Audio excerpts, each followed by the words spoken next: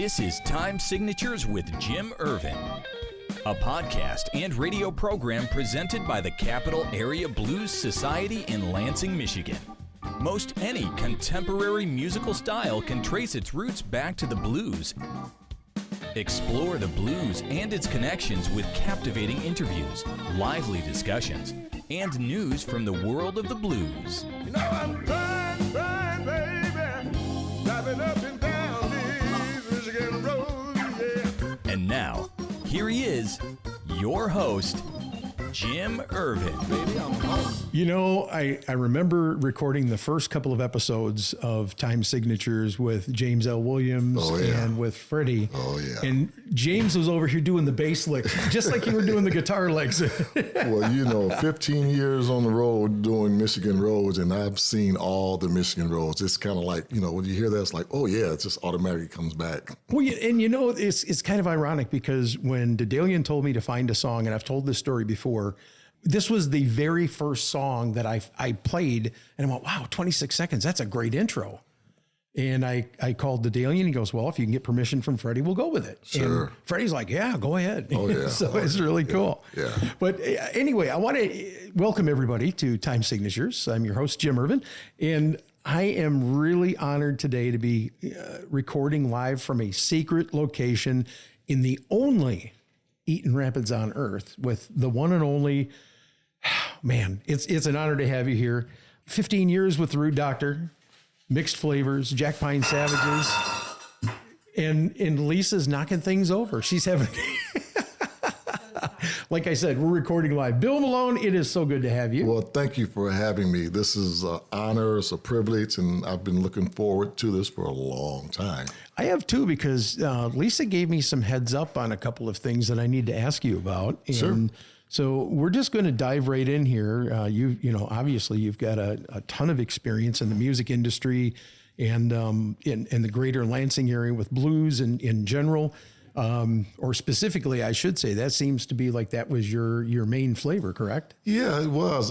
You know, really, when I first come to Lansing and formed my first band, we were doing rock, and I wanted a blues band so bad. Mm-hmm. And the guys that were with me, they really didn't want to get into, you know, rock and roll, but that was my background. I mean, I'm a hippie, born in the 50s and grew up in the 60s and 70s during that era, Sure. in high school, and that's what we played. So that was really my thing in high school, you know, rock and roll. So don't get too far ahead of me. I'm going to ask you the question and Sure. kind of drag you back for just a minute. But what is your earliest memories of music that you can recall? Ooh, well, music has been in my life. You know, my dad was a big jazz fan, so we played music all the time. Coltrane, Miles Davis, Jimmy Smith. That was one of his favorites. As far as I can remember, listening to music from an early age. My mother was very into, you know, gospel, and Mahalia Jackson was one. My grandmother, you know, that was her favorite. So Right. I remember those days and her singing and playing all the, you know, early Mahalia Jackson songs. Even, you know, when she passed, that was one of her requests was, you know, the Upper Room. And music has always been a part, you know, and being from Motown. You know, We're going to talk more about that too. yeah, so I remember music as far as I can remember. That's cool. Any favorite songs when you were growing up? Wow. Now that's a toughie because, golly. Well, any that pop out in your mind. Anything that you can remember, it was one of your favorite jams when you were a kid or something? Jimi Hendrix, Hey Joe. There you go. I just remember that from, golly, when I first started playing. But then, you know, the Motown, being from Detroit, we, you know, had a doo-wop band. You know, we did a lot of that during the days. And I was a big Dramatic fan, and I loved, you know, those guys because they were local. And some of their early records, I Can't Get Over You, you know, is one of my favorites, you know, Temptations. I mean, it's when you say favorites, it's kind of hard because I see like 5, 6 songs right off the top of my head, you know, that I can reflect on. But yeah, that probably Hey Joe is one of the ones that really stuck with me and still does. So, Bill, that first guitar and amp, a gift from your parents. I've been looking. I've been cruising the Root Doctor page and stealing little tidbits. You got to tell me the story, man. Well, 1969, and I'm not dating myself, so you guys don't even think about it. I was 4 years old. But my mom and dad went to New York for a vacation, and my dad brought back a guitar and a little small amp. So it was a Fender Telecaster, and it had this little small amp, had a 4-inch speaker, cardboard, type amp. Right. And man, I thought this was the greatest thing since sliced bread. And my cousin, I used to go over his house and play on his guitar. He was a big Wes Montgomery fan, so he taught me Bumpin' on Sunset by Wes Montgomery. So I would sit down in the basement with that Telecaster, and that was the only thing I could play. And I would just go over and over and over and over on that guitar. I just loved it. It was a blonde with a maple neck, and oh man, You still got it? No, but I have upgraded. I have a blonde Telecaster. Okay, but all it's more expensive vintage than the one I had then. Right. I kind of wish I had those guitars back then, but I didn't know anything about value and vintage and all that. Absolutely. Yeah. Now, I've heard from some within your circle that you grew up in the Metro Detroit area. Is that correct? Yes. Okay. And during the height of the Motown era, you even had some close ties with some of the greats of the day. Have you got any fun stories you want to share? Oh, man. So, I was born and raised in Detroit. I spent 43 years there before I moved to Lansing. And my dad was the manager at Palmer Park Golf Course, which is a public golf course in Detroit. So all the Motown stars, entertainers, executives, they all played golf back in the days. And it was pretty much, a black-owned golf course. Well, it was the public city of Detroit. So at that time, there was only a couple of golf courses that blacks were allowed to play on. We had Detroit Country Club, but blacks at that time weren't allowed in the country club. And this is when? We're talking 60s, and 70s. Still had the segregated. Oh, yeah. Wow. The only blacks were allowed in there were workers. And they all would come and they loved my dad. I mean, my dad was idolized because my dad was a Harlem Globetrotter, original Harlem Globetrotter. So he was kind of famous, in the circle. So they all knew him. So he was in with the Meadowlark Lemon group? Oh, no, before that. Before that? Yeah. Oh, wow. Yeah. He was, him and my uncle, Augustus Finney, they started in, the Parks and Recreation, way back in the 30s. And so all these guys knew my dad. And so when they would come, he would let them go out and play golf. So they just loved him. And I got to, be friends with him, and I would work there. So like when Smokey would come in, his wife would come, I'd get a cart and take his wife out there, and they would gamble and play golf, and they'd come back and slip me a 50, for just doing that. So that was my little hustle. But I got to, hang out with a lot of those guys and become friends with all the Motown stars, Smokey and oh man, everybody, all the Temptations, Berry Gordy, was good friends. So we were pretty good, during those days. It was fun to be. My dad didn't want me hanging around because I was, young teenager. And he didn't want to be influenced by these guys because they were gambling and drinking and, smoking out there. He said that was a bad influence. You got to remember, this is early 70s. The guy was just getting ready to start high school. So he didn't want those bad influences to rub off on me. Because, you see the stars on one side and on behind the stage, they're totally different, when they're off They're just camera. normal people like the rest of it. They're normal people. But they were very nice and very friendly. At the time, I wasn't 18, so I couldn't get into the clubs back then. The Grandy Ballroom and all that where they played. But we would stand outside and hear the music, from those guys. Calling you. Oh, gosh. I couldn't wait till I got 18 so I can go inside and, see them. Now, tell me about the first time you heard the blues and what was your biggest influence or influences as you grew up?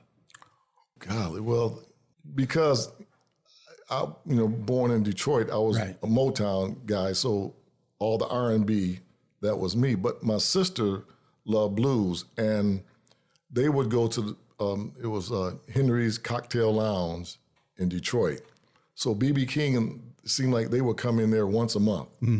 B.B. King, Otis Rush, all these guys, Little Milton and Tyrone Davis, all these guys would come in like once a month, and this was like huge. And they would go, and I wasn't really into the blues then, because it's like, oh yeah, this old same old, somebody died, and blah blah blah. This, I was into the R&B, the doo-wop era. But I remember, we played it. I lived with my sister, and we played blues all night long. And my dad had these records, and I didn't realize. So he had the original 78s. So B.B. King's Sweet 16, I remember. So I got a hold of that. And when I started playing guitar, I would play these 78s. And I learned Sweet 16. Oh, man, I thought that was the greatest thing since sliced bread. Wow. And I would just play it over and over, and I got that lick down. I mastered it. And I started developing a liking for the blues. And, as time would go on, I picked through my sister's albums and records and pick her brain and start learning about more and more blues artists. But in the earlier days, like I said, I wasn't 18. And at that time, you had to be 18 to get into the bars and drink liquor and all that. I was 17, so I couldn't get in, and I didn't have the chance to see all these great blues artists.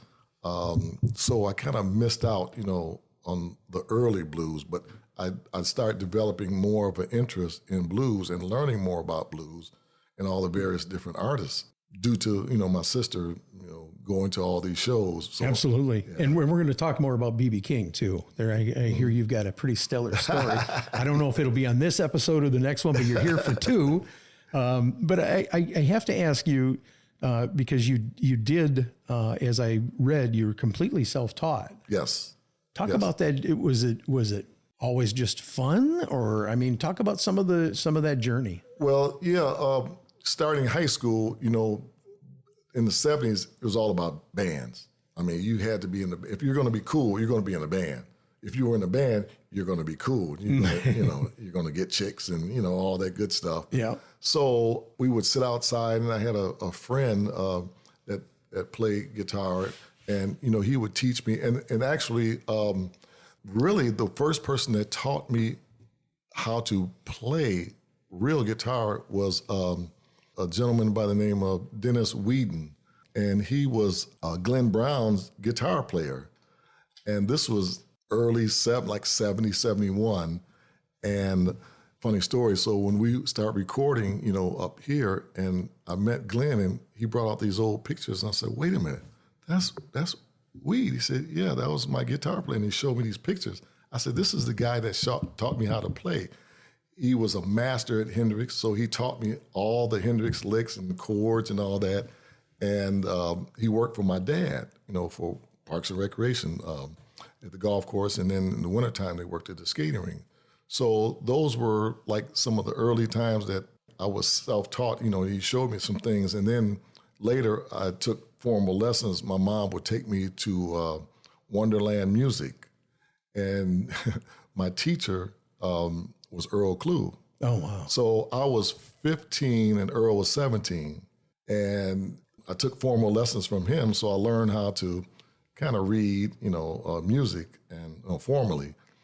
But, everything else was pretty much self-taught. It was an experience. And I actually was at a function, some 30 years later, and Earl was there, and we sat at the table together and, reminisced. And he remembered, I'm like, do you remember? He said, yeah, I was a kid. I said, yeah, and I was 3 years younger than you. I said, boy, if I had just stuck with it, look, maybe I could have been somebody. I think you've done pretty good, man. Yeah, I can't complain.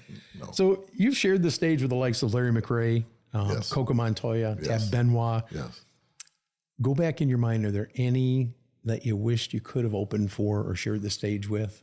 Sure. You always want to share the stage with some of the A-listers. I was pretty fortunate and blessed to play with those guys.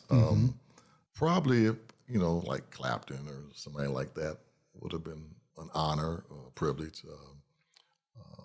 But, you know, I guess I never was at that opportune time or, you know, to be able to do that.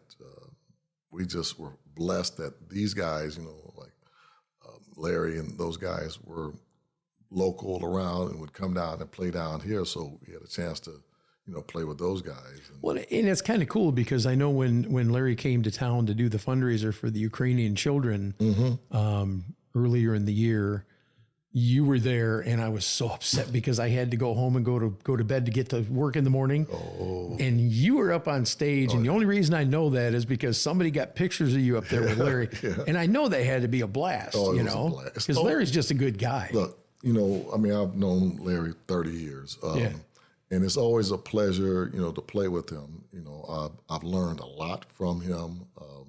Like I said, he's just a nice guy and one of the best musicians out there. So it's always fun, and it's very easy and calming to play with him. There's no stress, and he lets you do your thing, and, you know, you sit back there and watch him, and it's just very enjoyable. So I really enjoyed that. You know, he's one of those artists that doesn't have an ego. You know, I mean, he's so good, but he's so humble. Yes. That's why a lot of people appreciate him, you know, and I do, you know, also. When they would, the old, out there on Round Lake Road, the old jambalayas. Oh, yeah. Okay. And they would play out there, and, you know, I'd come in, and he'd always want me to get up and play. And I'm like, nah, I just want to come on. Oh, come on, man. You know, anytime I'm out here and you're on stage, I'm on stage, you make sure you come on up here and play with me. I said, okay, you know, I appreciate it. I just enjoy sitting out here listening to you and you know, learning. You know, as a musician, you're never too old to learn. And I hear this from a lot of even the big boys, the A-listers. You know, when they go out and see their, you know, fellow comrades, you know, they always pick up something new. And I used to read that, you know, like Hendrix would go out to these shows and he'd sit in the front row and he'd have a little pad and he'd write down stuff. Oh, yeah, that guy, you watch Buddy Guy, and he would, you know, like take a lot of his little tricks and tips from him. And that's what we do. I mean, we always try to better ourselves. You know, we look at our fellow musicians and try to pick up tips and, you know, tricks to help our craft. Time-wise, you mentioned Buddy Guy, and we just went to see Buddy. I got to tell you, it was a bucket list thing for me. But what an honor and a privilege to go. And we were 20 feet off the stage, my friend. We were sitting from here to your refrigerator away watching this man play. And he was good. I mean, you can tell he's slowing down. He's 86 now. 80, yes. You know, I mean, he's entitled. Sure. You know, but he's still put on one hell of a show. I mean, you figure somebody that's been doing this over 60 years, 70 years, you know, well, you know, you're bound to slow down. Yeah. And all the great, you know, blues artists that he played with and the shows on the road. I remember he was saying, like, they used to do like 300 shows a year. That's crazy. I can't even imagine. No, I can't either. I can't even imagine. You're pretty much playing every night, you know. Just about, yeah. Throughout the year. And you're traveling. And then they traveled on a bus. So you're going cross country, you know, and even when you fly overseas, I mean, that takes a toll on you after so many years. Oh, I can imagine. Yeah. And I mean, yeah, he went out in the crowd, and I walked over to the walkway when he was coming back, and he was like from me to you away, and he sat there and just started jamming in front of me for like 10 seconds. I'm like, oh, dude, this is so cool, you know? Yeah. And I'm snapping pictures with my cell phone because that's all they let us have. Right, I know. Which killed me as a photographer because I would have been happy as all get out to take pictures of that concert and send them to him and his people and say, here, share them, do what you want. Yeah, I get it. But yeah. It was such a cool thing, and it truly was a bucket list opportunity for me. Oh yeah. So if you ever get a chance before Buddy retires completely, go see him. Well worth it. Definitely. And if you don't, I have a feeling he's going to be one of those guys that retires, kind of like Freddie. Yeah. You know, and then you see him pop up here and there. Well, the cool thing about it, you know, we go to Chicago a lot. Yeah. You know, me and Lisa, and we go every time we go to his club. So I played at Legends before, and we happened to be the last time we went, I think last year. We were just sitting there, and all of a sudden, you know, MC walked up and stop the band leader and say, hey, whispered in his ear. And all of a sudden the band kicks up and Buddy walks up on the stage and we're sitting right there at the corner of the stage. And I'm like, oh man, Buddy Guy, he's there live. So we see him live in his club, which is great. Yeah. That was an honor right there to see him, like recently, before he retires, Yeah. And he still, like you said, he slowed down. He talks more. Yes. Yeah. But he still played golf. He still plays. He'll throw those licks out there. And the cool thing that he did, and this goes back to your days of living in Detroit, he talked about when blues first came out, it didn't break out in the U.S. It broke out in Europe. Yeah. Because the U.S. was so hung up on color, they didn't want to hear it. No. And that's where Hendrix caught his break, and that's where some of the other big names caught their break, was over in Europe. And I thought, man, what a sad testimony on our society of that day. Yeah, it's kind of, it's a lot better, but the Europeans, they had a different perspective on music. They didn't look at color, and not saying that, racism is all over the world, but they had a different perspective on music. And if you're good, they didn't care. You're black, blue, yellow, green. They were there for the music and they supported it. So much so that he told the story that Mick Jagger was invited to play in the United States. Mm-hmm. He said, as long as I can bring Hendrix with me, sure. Yeah. If not, no, I won't. Yeah. I won't come. Yeah. And that was the only reason why he really came back, because they just wouldn't support him in the early days.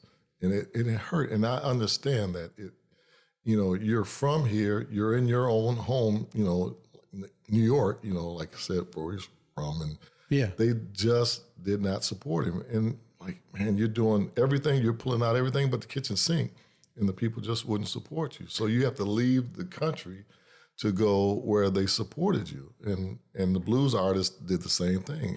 They would bring them over, they pay them. Even today, they still bring these guys over to Europe and they do these massive shows.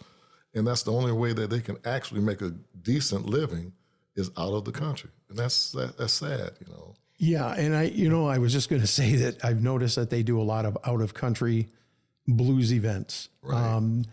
I think Thornetta and John Primer just came back. They were in Sweden, was it? Yeah. At a big event in Sweden. Yeah. And that was right after the Blues Awards. Well, Cherie Williams, they're over there right now. It's like, wow, they can't get these kind of shows here in America, but they can go across the pond and kill them.